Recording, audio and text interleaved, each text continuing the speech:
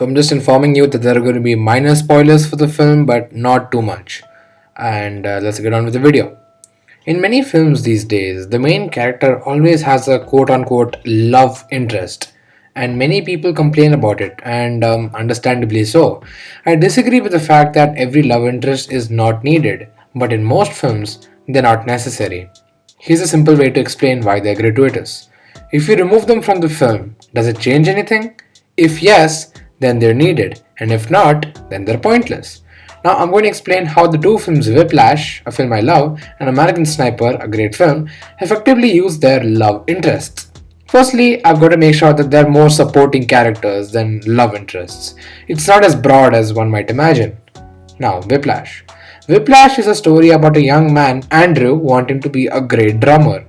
And the antagonist of the film is his teacher Fletcher, who is an abusive mentor. He yells and slaps his students in order to help them be great. The philosophical question of the film is, what does it take to be great?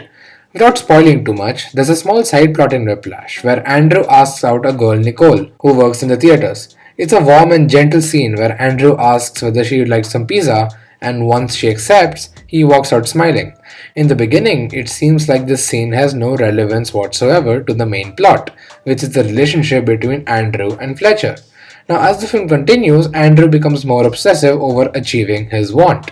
After hearing demotivating comments from his relatives and his constantly abusive mentor, Andrew becomes bitter and more adamant.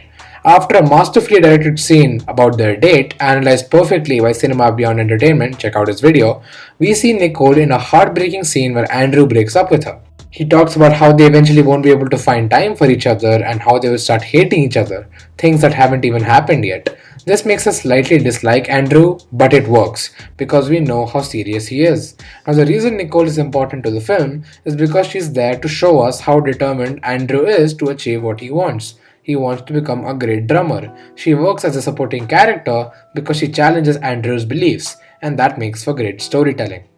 It shows us how success comes at a cost, and in this case, Nicole is the cost. It's tragic, but that's how the film is. So, this is how Nicole works as a love interest. It's not because they're in love, it's because her character is used to elaborate on the main character. Now let's get to American Sniper. I chose American Sniper for this case study because of how differently it uses the love interest. This movie is about the main character Chris Kyle, who is a SEAL sniper. The structure of the screenplay is quite interesting.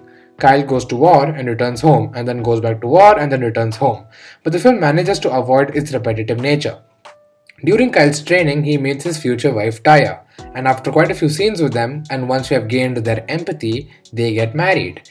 The way the film makes the interaction between Kyle and Taya different each time is because of the events Kyle goes through in war. At every phase of the war, Kyle is forced to make extremely difficult decisions that decide his true nature. In probably the most famous scene in the film, Kyle is forced to make a hard choice.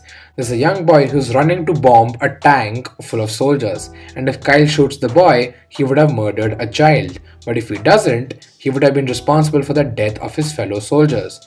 Now, I won't tell you what he does in the film, but there are many such examples of great writing here. And there are many scenes throughout the entire duration of the film where Kyle goes through traumatic deaths and choices that define him. And every time he returns from war back to his wife and kids, he goes from thinking about his family to his mind only being in the war. Every time he returns, he becomes more distant from his loved ones. Kyle only worries about how many lives he couldn't save, and his connection with his family gets weakened. There's a brilliant scene where Kyle is facing the TV and we hear the noise of war, so we think he's watching the news on TV. But then the camera slowly pans behind him to show that the TV was off, visually signifying to us that the aftermath of war is ever present on Kyle's mind. Now you're probably wondering, how does Taya play a role in all of this? Well, here's how. Since Kyle has to witness the chaos of war and the death of his companions, returning to Taya is a form of home. She plays a big role to humanize Kyle, to ground him in reality. The internal struggle of our main character is the trouble to adjust in a normal household when his men are in dangerous quarters, and Taya is there as a physical embodiment of why he's fighting, for the safety of his country and for the safety of his wife and kids. So this is how Whiplash and American Sniper use the so-called love interest. Instead of being pointless characters, they play a role in the internal conflict of the protagonist. This is some example of great writing, and I hope you have learned something new today. Thank you for watching. Hey guys, as you know, I've been putting out a few video essays lately and I'm having a great time. These are the kind of videos that I love to do because it educates me as well as you, the viewer. So please support the channel, subscribe and share my videos and like them and comment. It really helps out in the channel and it would be great if you do so. And yeah, that's it. Have a great day.